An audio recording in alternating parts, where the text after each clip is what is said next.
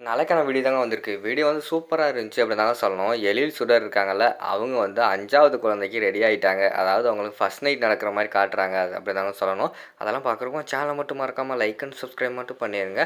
First எடுத்த உடனேயுமே வந்து நம்ம சுடரோட அப்பா இருக்காங்கல்ல, அவர் வந்து உடம்பு சரியில்லாம இருக்கிற மாரி காட்டுறாங்க. அந்த இடத்துக்கு வந்து சுடர் வந்து வராங்க. "அப்பா என்னப்பா நீங்க? உடம்பு இப்படி தீயா கொதிச்சுக்கிட்டு இருக்கு. இந்த நேரத்தில வந்து என்கிட்ட சொல்லல. ஒரு வார்த்தை கூட சொல்லாம இருக்கீங்களே! சொல்லியிருந்தா நான் வந்து பார்த்துருக்க மாட்டேனா?" அப்படிங்கிற மாரி சொல்றாங்க. "இல்லம்மா, நான் வந்து உங்க அக்காவ தேடி அங்கிட்டு, இங்கிட்டு அலைஞ்சுக்கிட்டு இருந்தேன். உடம்பெல்லாம் ஒரே டயர்டா இருந்துச்சு. வீட்ல வந்து சாப்பிட்டு தூங்கலான்னு பார்த்தேன். சாப்பிட கூட முடியல. அவ்வளோ டயர்ட் ஆயிருச்சு. அப்படியே படுத்து தூங்கிட்டேன்ம்மா. காலையில எந்திரிச்சு பார்த்தா குளிர் காய்ச்சல் வந்துருச்சு. என்ன பண்ணுறதுன்னே தெரியல. ஃபோன்ல கூட சார்ஜ் போடலம்மா. அதான் நீ ஃபோன் போட்டப்ப ஃபோன் வந்து ஆஃப் ஆயிருச்சு." அப்படிங்கிற மாரி சொல்றாங்க. "அப்பா என்னப்பா உடம்ப பார்த்துக்கிறாம இப்படி கேர்லெஸ்ஸா இருந்தா என்ன அர்த்தம்? இருங்க, நான் உங்களுக்கு வந்து உடனே கஞ்சி ரெடி பண்ணி தரேன். கஞ்சி சாப்பிட்டு அந்த டேப்லெட்ட போடுங்க. அப்பதான் சரியா வரும்." அப்படின்னு சொல்லிட்டு போய் கஞ்சியெல்லாம் ரெடி பண்ணிட்டு வராங்க. ரெடி பண்ணிட்டு கொண்டு வந்துட்டு அந்த இடத்துல டேப்லெட் குடுக்காங்க. சரின்னு சொல்லிட்டு டேப்லெட்ட சாப்பிட்றாரு. டேப்லெட்ட சாப்பிட்டுட்டு, "சரிம்மா நான் ரெஸ்ட் எடுக்கேன். நீ போய் உன் குடும்பத்தில இரு." அப்படிங்கிற மாரி சொல்றாங்க. "அப்பா என்னப்பா உங்கள வந்து இந்த நிலைமையில விட்டுட்டு என்னை எங்கப்பா போ சொல்றீங்க? வாங்க என்கூட நீங்களும் வாங்க." அப்படிங்கிற மாரி சொல்றாங்க. "அம்மா வேண்டாம்மா. நீ போய் சந்தோஷமா இரும்மா. என்ன எதுக்கும்மா அங்க கூப்பிட்டுக்கிட்டு இருக்க?" அப்படிங்கிற மாரி சொல்றாங்க. "அப்பா நீங்க அங்க வந்தீங்கன்னா உங்கள யாருமே எதுவுமே சொல்ல மாட்டாங்க. நீங்களும் என் குடும்பத்தில ஒரு ஆள் தான். வாங்கப்பா." அப்படின்னு சொல்லி கூப்பிடுறாங்க. "இல்லம்மா இருக்கட்டும். நான் இங்கேயே ரெஸ்ட் எடுக்கேன்." அப்படிங்கிற மாரி சொல்றாங்க. "நீங்க சொன்னா கேட்க மாட்டீங்க. ஒழுங்கா வாங்கப்பா." அப்படின்னு சொல்லிட்டு கைய பிடிச்சு இழுக்காங்க. சரின்னு சொல்லிட்டு எந்திரிச்சிடுறாங்க.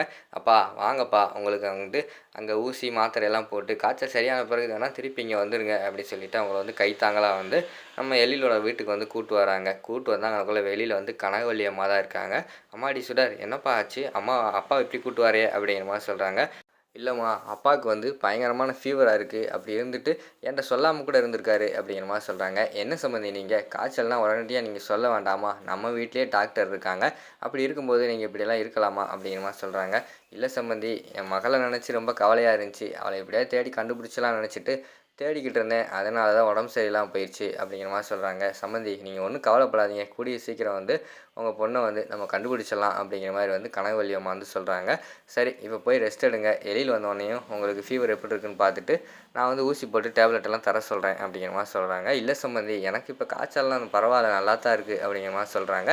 சுடர் வந்து சொல்றாங்க, "அம்மா, அப்பா வந்து பொய் சொல்றாரு. அப்பாவுக்கு வந்து காய்ச்சல் இன்னும் அதிகமா தான் இருக்கு. பொய் சொல்லிக்கிட்டு இருக்காரு." அப்படிங்கிற மாரி சொல்றாங்க. "ஏம்மா ஏம்மா சுடர் இப்படியெல்லாம்?" அப்படிங்கிற மாரி வந்து அவங்க அப்பா வந்து சொல்றாங்க. அடுத்து வந்து நம்ம சுடரோட அப்பா வந்து சொல்றாங்க, "இல்ல சம்மந்தி, எனக்கு மனசுக்குள்ள நெறைய வருத்தம் இருக்கு. அதனால தான் இப்படியெல்லாம். வேற ஒண்ணும் கிடையாது. ஃபர்ஸ்ட்டு பொண்ணு வேற காணோம். 2வது பொண்ணு வேற இங்க வந்து இருக்கா. எனக்கும் ஒரு பேரன் பேத்திய பார்க்கணும்னு ஆசையா இருக்காதா?" அப்படின்னு சொல்றாங்க. "நீங்க ஒண்ணும் கவலைப்படாதீங்க. கூடிய சீக்கிரம் வந்து சுடர் வந்து உங்களுக்கு ஒரு பேரனோ, பேத்தியோ பெத்து தான் குடுக்க போறா. நீங்க வந்து மடியில வச்சு தோள்ல போட்டு கொஞ்ச தான் போறீங்க." அப்படி சொல்லிட்டு கனகவள்ளி அம்மா வந்து சொல்லி, அவங்கள வந்து ரூமுக்குள்ள அனுப்பி வைக்காங்க. அடுத்து வந்து ராமையா கிட்ட சொல்லிட்டு, எழில் சுடர் இருக்காங்கல்ல, அவங்கள ரூம வந்து ஃபர்ஸ்ட் நைட்டுக்கு ரெடி பண்ணிருங்க ராமையா அப்படிங்கிற மாரி சொல்றாங்க. "ஓகேம்மா." அப்படின்னு சொல்லிட்டு அவர் பார்த்தா பயங்கரமா பூவெல்லாம் போட்டு கட்டில்ல, டேபிள்ல ரூம் பூரா பூவா ரெடி பண்ணிக்கிட்டு இருக்காரு. அந்த இடத்துக்கு எழில் வந்து வராங்க. ராமையா என்ன பண்ணிக்கிட்டு இருக்கீங்க? இங்க வாங்க." அப்படின்னு சொல்லி கோவத்துல கத்துறாங்க. "ஐயா என்னய்யா இப்படி கத்துறீங்க?" அப்படிங்கிற மாரி கேட்காங்க. "பிறகு எதுக்கு இந்த ரூமெல்லாம் பூ போட்டுக்கிட்டு இருக்கீங்க?" அப்படிங்கிற மாரி சொன்னோனே, "ஐயா என்னய்யா 4 பிள்ளைய பெத்துட்டீங்க. இன்னும் அவங்களுக்கு தெரியல? ரூமெல்லாம் எதுக்கு பூ போடுவாங்க?" அப்படிங்கிற மாரி கேட்காங்க. தெரிஞ்சதுனால தான் கேட்டுக்கிட்டு இருக்கேன். இப்ப எதுக்கு ரூமெல்லாம் பூ போடுறீங்க? உங்கள யார் போட சொன்னா?" அப்படிங்கிற மாரி கேட்ட உடனேயும், "அம்மா இதெல்லாம் அம்மாகிட்ட போய் கேளுங்க. அம்மா தான் எனக்கு வந்து இந்த ரூம டெக்கரேஷன் பண்ண சொன்னாங்க. அம்மாவ மீறி எதுவும் பேச முடியுமா?" அப்படிங்கிற மாரி சொல்லிடுறாங்க. "ஓ அப்படியா? இந்தா போறேன். அம்மாட்ட போறேன்." அப்படின்னு சொல்லிட்டு கனகவள்ளி அம்மாகிட்ட வந்து எழில் வந்து வர்ற மாரி காட்டுறாங்க. அவங்க வந்து கீழ இருக்காங்க. "அம்மா என்னம்மா நெனச்சுக்கிட்டு இருக்கீங்க? மேல ராமையா பூவ போட்டு ரூம்ப டெக்கரேஷன் பண்ணிக்கிட்டு இருக்காரு. எனக்கும் சுடருக்கு இப்ப எதுக்கு தாம்பத்தியம்?" அப்படிங்கிற மாரி கேட்காங்க. "என்னப்பா நீ வயசு இருக்கும்போதே அதெல்லாம் காலகாலத்துல பண்ணணும். அதான் சரியா இருக்கும்." அப்படிங்கிற மாரி சொல்றாங்க. "அம்மா என்னம்மா நீ இன்னும் 2 பேரும் ஒருத்தவங்கள சரியாவே புரிஞ்சுக்கிற கூட செய்யல. அதுக்குள்ள வந்து இப்படி பண்ணிக்கிட்டு இருக்கீங்க." அப்படிங்கிற மாரி சொல்றாங்க. "ஏப்பா பெரியவங்களுக்கு தெரியாதா? சுடர் வந்து உன்னைய ரொம்ப பிடிச்சிருக்குப்பா. அது மட்டும் இல்லாம நீ இப்ப சுடர் கூட வந்து நெருங்கி பழக ஆரம்பிச்சிட்ட. உனக்கும் சுடர பிடிச்சிருக்கு அப்படின்னு சொல்லிட்டு எனக்கு தெரியும். அதனால தான் இதெல்லாம் ரெடி பண்ணேன். இதெல்லாம் பெரியவங்களா பார்த்து பண்றது. இதெல்லாம் நீ தட்டக்கூடாது. ஒழுங்கா போயி ஆக வேண்டிய வேலைய பாரு." அப்படின்னு சொல்லிட்டு அவங்க அம்மா வந்து விறுவிறுன்னு போயிடுறாங்க. என்ன அம்மா வந்து நம்ம சொல்றத புரிஞ்சுக்கவே மாட்டேங்கிறாங்க. இப்ப சுடர் வந்து ரூம பார்த்தான்னா, இப்படி பூ போட்டு டெக்கரேஷன் பண்ணிக்கிறத பார்த்தா நம்மள தான் தப்பா நெனைப்பா. நான் தான் எல்லாமே ரெடி பண்ண சொல்லிட்டேன் நெனைப்பாளே அப்படின்னு சொல்லிட்டு அவங்களோட ரூமுக்கு வெளியிலேயே நின்னுகிட்டு அங்கிட்டு இங்கிட்டு நடந்துக்கிட்டே வராங்க. அப்போ வந்து சுடர் வந்து வராங்க. "சார் என்ன சார் ரூமுக்குள்ளலாம் வெளியில அங்கிட்டு இங்கிட்டு நடந்துக்கிட்டு இருக்கீங்க?" அப்படிங்கிற மாரி கேட்காங்க.